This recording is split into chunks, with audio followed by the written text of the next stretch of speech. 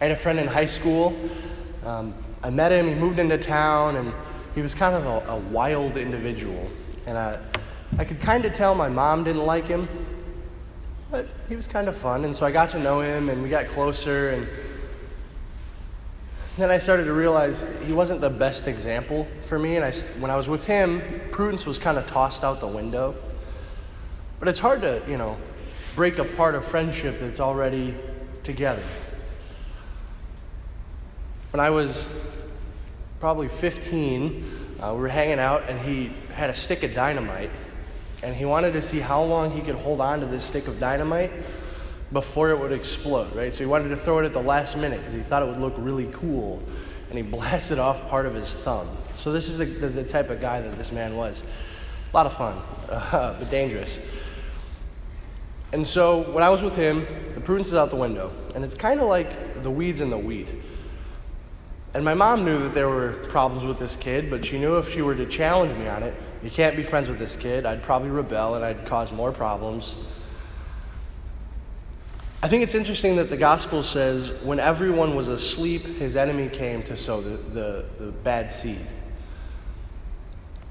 We have to open our eyes to realize that the devil is prowling like a roaring lion looking for someone to devour, as First Peter tells us.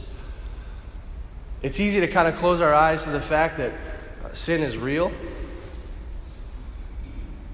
that not everything is good for us, that there are people who are bad examples. And once sin gets rooted into us, it's almost impossible for us to shake it off. All things through the grace of God.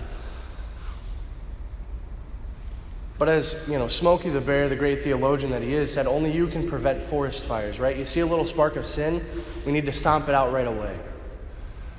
If you start to see, a little weed of sin in your life, you have to get rid of it quick, because if it starts to sink in deep roots, you're going to be stuck with that struggle for a long time. But we have hope through the grace of God that at the end of time, Christ will see that we're wheat, that we're good seed, that we're trying, despite the fact that there are things in our lives that aren't good and that have caused us problems through the years. And so, my buddy, he moved away, and I still remember fondly the good parts of that friendship.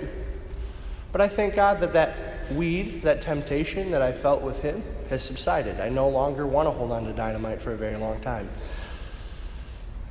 God is offering us the opportunity to reflect today, and what are the things in our life that are causing damage to our good life, our good seed, our good plant. So we ask him to guide us in clarity of sight, that we might only accept the good life from our Lord.